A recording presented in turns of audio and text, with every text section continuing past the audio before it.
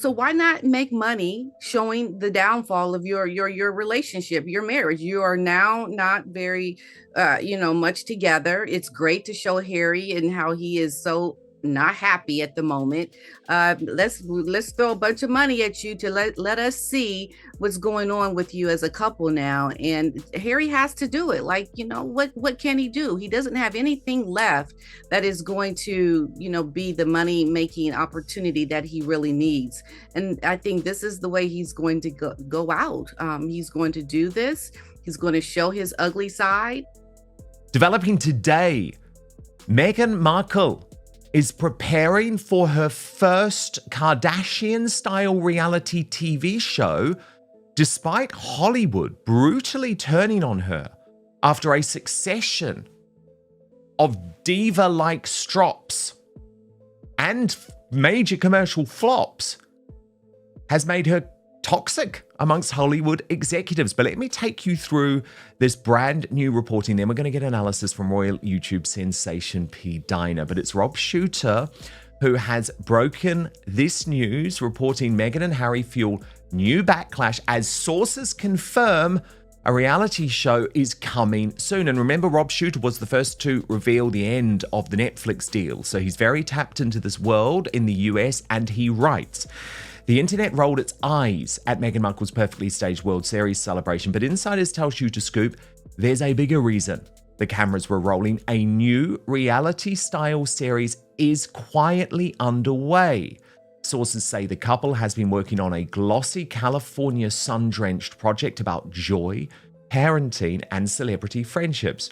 Translation, curated chaos. Any moment that looks spontaneous probably isn't, sighs a Hollywood insider. Even Prince Harry's blank, miserable expression in Meghan's viral clip, that's the one where she surprised him after the World Series win, and we're going to come to that later, actually, because Meghan Kelly has just gone off on it, is apparently beloved by producers. They know friction sells, the source reveals. Glam Meghan versus moody Harry is the hook. Executives are thrilled. The couple's first doc became a global hate watch sensation. A sequel could be massive. They want attention.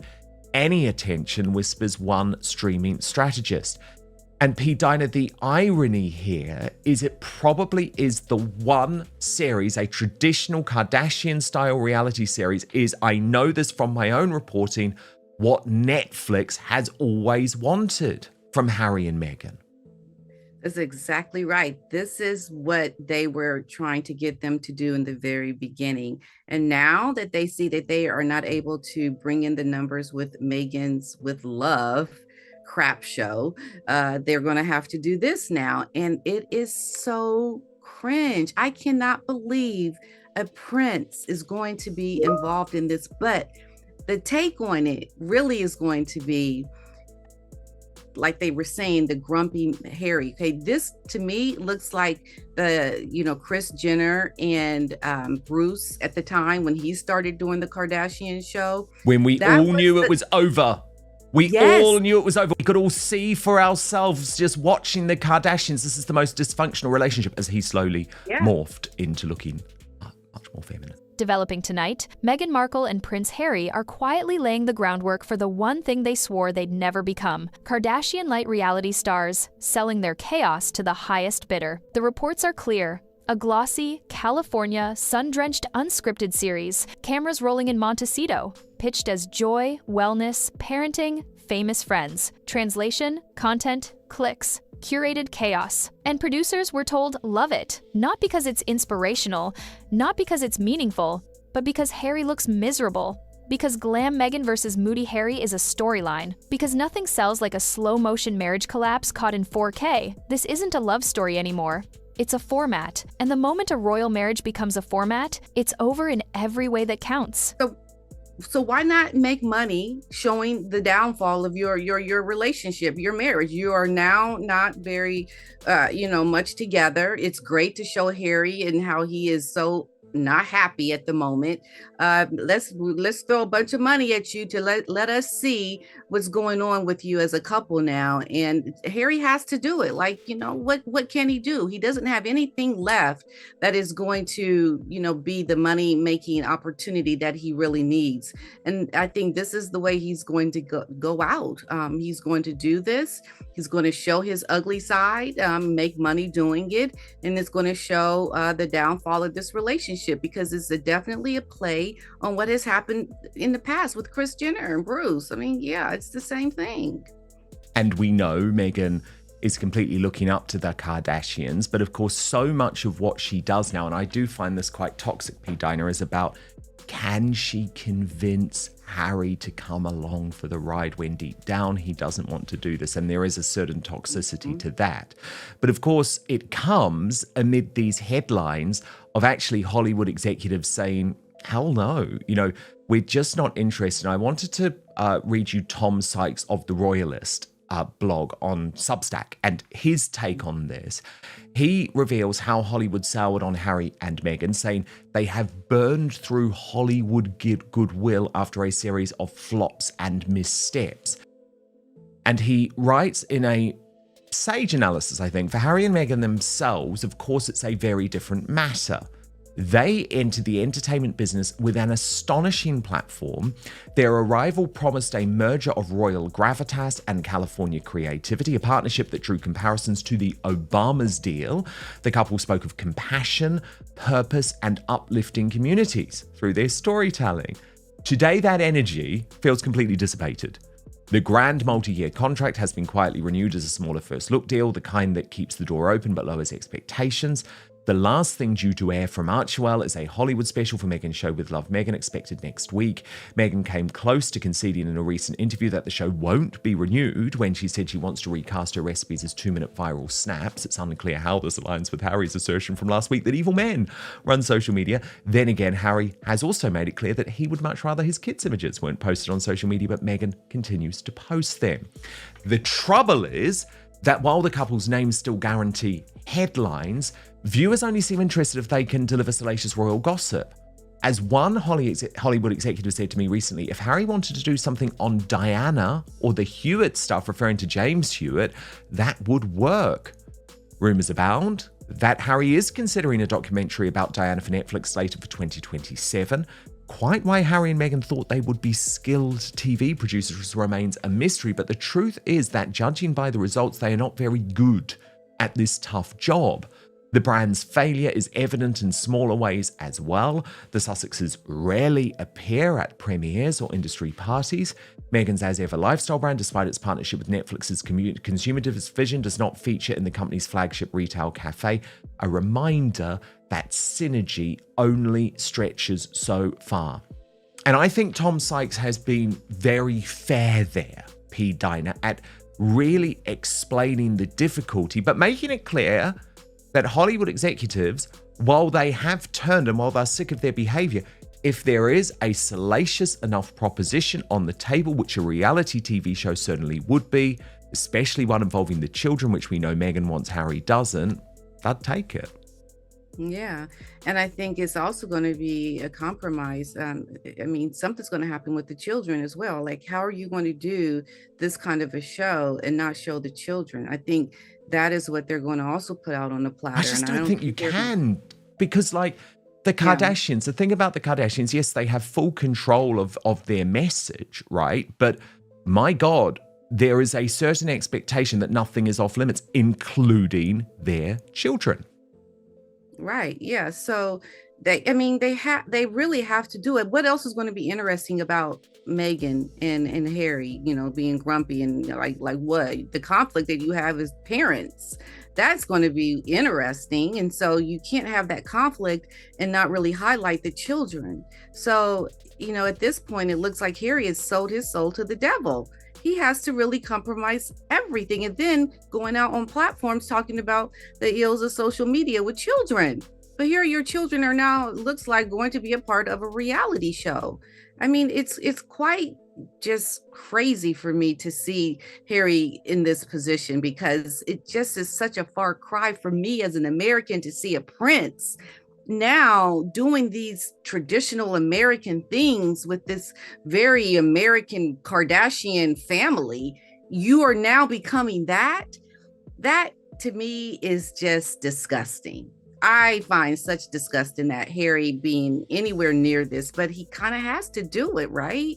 So I just hope that William and the other royals, like, they really find a way to distance formally from Harry, because it can be I think it could hurt the institution, because Harry is still pretty much a part of that.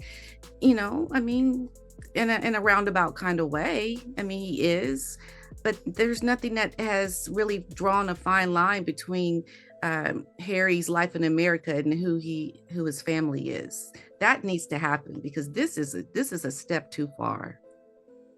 Indeed. And the thing is, P. Dinah, Americans just totally get it now. I mean, in fairness, Megyn Kelly has always got it. Like, I remember when she told me on my GB News show, so this is years ago now, that she knew via a friend of Trevor Engelson, Meghan's first husband, that Meghan did actually have this mood board where she envisioned the relationship with Harry.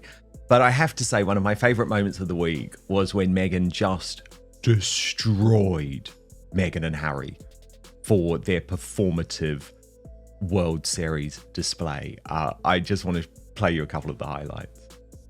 Let's be honest, this is exactly what Hollywood has wanted from them from day one. Not preachy podcasts, not fake inspiring docuseries, not a jam brand. They wanted access, domestic drama, fights in the kitchen, tension on the sofa, the mask slipping. But here's the brutal truth. Meghan and Harry have burned through their goodwill. Big talk, thin output. Over-promising, under-delivering. One vanity project after another that fizzles out. So what's left to sell? Not gravitas, not credibility, not compassion. What's left is damage, the friction, the cold shoulders, the hostage face World Series clip, the off-key, staged normal couple moments that only highlight how abnormal it all is. So, of course, the pitch becomes, let us in. Let us see how bad it really is. We'll pay. And Harry? What does he have left to say no with? He's torched his institution, strained his family, admitted his addictions, cashed in the victim narrative. The options are running out. When the only bankable asset left is the wreckage of your own marriage, the pressure to sign on the dotted line becomes overwhelming. He looked like a hostage there. You really kind of wanted to have King Charles send in the equivalent of the Navy SEALs into Montecito to go rescue the prince. Well, Meghan, he didn't know that was going to be released worldwide. He thought he was in his. That's true. He thought he was in his own home, just with his kooky wife and her friend, and he didn't have any reason to behave. He must be so pissed right now. Wait, you released that? I had a chance to get up and hug you and go, wow, yeah. But I didn't know we're going to use our home security footage as TikTok. Tell me next time. She never misses an opportunity to make it about herself. Totally. And then Megyn Kelly, because she always brings the receipts, was able to prove how Meghan Markle had done that in the past. She parachuted into Uvalde, where a bunch of children were murdered, and made sure she got caught by those cameras. Then, just a couple weeks ago, caught going past the spot where Princess Diana was so brutally killed in that terrible car crash, with her bare feet swinging in the car without a care in the world and the music playing. Link Lauren calls her a disaster tourist, and she is. And now she peppers it here with, see, there I am. It's all about me and my joy, because I swear I'm authentic. I'm a Californian. I love the Dodgers just like normal people, even though I'm firing, or at least losing, my 10th publicist right now, literally days earlier in the news, because I bully everyone. Her husband must, if he is not angry as hell right now, and that he even allowed that to come out, is actually troubling, because it didn't make him look particularly good, except that he wasn't part of the hysteria. But to allow your home security footage with you in it to be released publicly by your wife so that she can get a few points as a Dodgers fan, dude, I hate to use the word cucked. I never use the word cucked, but that's cucked. Yeah. Yeah, well, I think we've known that about Harry for quite some time. P. Diner, your reaction? Yeah, that is so, to me, it just looks like he's been castrated. He's been castrated. That's what it is. He has lost everything. This man has just made himself look so weak and not really anyone to be taken seriously. If you can't control your wife, like control her, like don't release private footage of me, if that is off the table, then what is? I mean, God knows what this woman will release of you. And what are you going to do about it, Harry? Like, what you going to do? He's not going to do anything. So this man is just sad. He's pathetic. He has no backbone.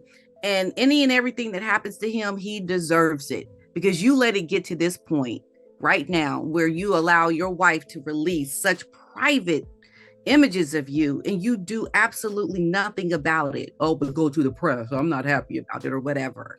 Like this man, he gets on my nerves just looking at how weak he is. I don't like it. I know he's happy to say in a podcast, P. Diner, no, parents should not post on social media pictures of their children. He's not talking, by the way, he didn't clarify like, oh, it's fine because my wife puts a little star over their cheek or, slightly blurs their face. No. There was absolutely no caveat to his comments, P. Diner. His comments were clear. You do not post your children on social media. Well, I'm sorry, you are cucked, Harry, because your wife has been doing so since February this year when she was booted out of the Invictus Games because she had made such a spectacle of herself, and the people behind the scenes at Invictus were horrified about how she was stealing all of the attention from the veterans. And she went home and she said, well, F you. And she put up the children for the first time. Remember that moment, P. Diner, on social media, and she's never stopped since then. And of course, last week, we actually saw the full face in that pumpkin patch video. But the point being, Harry didn't make that caveat. He didn't say, oh, but it's completely fine if you just blur out their faces or anything. But because he is so cucked, he could only say that to the podcaster, knowing that that would send the message to Meghan. He can't say it to her face. Yeah, isn't that just disturbing that you can't have a relationship with your wife or you tell her how you feel? I mean, isn't that one of the cornerstones of like a relationship, to communicate with each other? And here you are not communicating your feelings and her going completely against your incentives for children in social media. To me, it is like what Meghan Kelly was saying. This is a hostage situation. If it were reversed, the roles were reversed, we would be saying, yes, this, someone's rescued the prince. This is, I think, so different in our times right now where, Harry is in a position that we would normally fight for if it were a woman. But I see it as being the same thing. Harry is in a position where he needs to be saved and rescued. And his family, I don't know what's going on behind the scenes over in the UK with Harry and the Crown. I just know that they need to be trying to find an exit plan for this man, because it is going to bleed over into the Crown if something is not done soon, because this man is not having any say in anything that this crazy woman is doing. Which William understands, of course, but Charles doesn't really. And he has been absolutely mired in all of the controversy, P. Diner, in regards to Andrew Mountbatten Windsor. And indeed, I want to talk about Tina Brown's revelations here. She has written on Substack the inside story on how King Charles pulled the plug on Andrew. And there's some interesting colour here, P. Diner, so let me take you through it, then I'll get your reaction. She writes, Charles, I am told, is not looking to punish his pampered brother to the point he says that he can't cope. He's more aware than anyone that Andrew has been served all his life by a cook, a butler and a valet who used to accompany him on foreign trade trips, lugging a 6-foot-long ironing board through the lobby of 5-star hotels. Calling Andrew entitled is beside the point. He was raised with no economic purpose, and he now finds himself as a connector to whom no one wants to be connected. I have no idea who he will socialize with, one Norfolk grandee told me. All his friends are Chinese spies. If Charles were not to pay his brother's bills and ensure a certain level of comfort, Andrew would have only his secrets to sell. As the palace spins the aftergame hard to emphasize that the king was driving the Andrew solution all along, the family member most relieved by the outcome is undoubtedly Prince William, who perhaps sooner than he wishes will inherit the family business. It is he who has the most interest in cleaning up the Windsor brand in such unforgiving times. Meanwhile, in sunny Montecito, Prince Harry, Duke of Sussex, and his own delusional Duchess are advised to stay very, very quiet, unless they relish the prospect of becoming Mr. and Mrs. Mountbatten Windsor. This is where it gets dark, because what the cameras will really capture, whether they admit it or not, is power, hers over him. We've already seen the pattern. She releases intimate footage. He looks blindsided. He publicly condemns putting kids online. She keeps doing it. He talks about safety. She posts their layout. He signals discomfort. She doubles down on exposure. Now imagine that dynamic with a full production crew. Meghan front and center, perfectly lit, perfectly styled, relatable, and in control. Harry brooding in the background, saying too little, looking like he'd rather be anywhere else. And executives rubbing their hands because the more broken he looks, the better the storyline. This is Bruce and Chris all over again. Only worse, because Harry isn't an ex-athlete who stumbled into reality fame. He is a king's son, a man who once stood for service, duty, and something bigger than clicks. Now he's being repositioned as the sulking supporting character in his own life, while Meghan chases relevance, leverage, and a narrative she owns in the edit suite. And here's the kicker. Once those cameras are in, they don't just document the downfall, they accelerate it. An insider explains to her there was a forlorn hope that Andrew would do the right thing, but he's never done the right thing. He's always had to be dragged there. They lost time and momentum by giving him a chance to jump before they had to push him. And they say it was the most dramatic act of family discipline since a grandson of Queen Victoria was stripped of his princely title when he chose the wrong side in World War II. But P. Dinah, quite a lot to pick up on there. Perhaps the most interesting is this sort of quiet threat to Harry and Meghan, which is, Charles has shown that this is possible to do now. So if you don't want to lose your titles, then shut up. Yeah, well, it's kind of hard, I think, for Meghan to do it because she's so dependent on it as a way to make money. I don't know that she will. I don't think that she really cares. I think she always is going to be in the position of, I will fight if you take anything from me and call you racist. I think it will be very bad for Harry because it will be Meghan against Harry's family. And Harry will be there sitting like somebody who doesn't have a backbone and he needs to decide between his wife and his family. It is going to get really bad. And I think Meghan knows that the threat is there, but she at the same time will have something behind her back to retaliate against if they ever try to come near her. I don't think she's fazed by it at all. Now, Harry, on the other hand, I think is, but I don't think Meghan, no. She will definitely test the waters with that.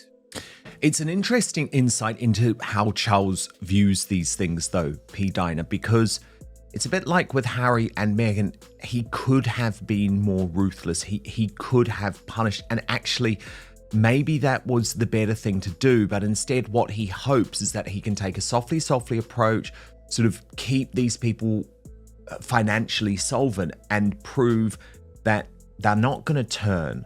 But actually, Harry and Meghan turned anyway. The Queen, the late Queen Elizabeth II, and Charles had funded their life, for that interim year between moving and receiving the Netflix deal, funded the security, for example. Yet they still turned. They still went and did that Oprah interview.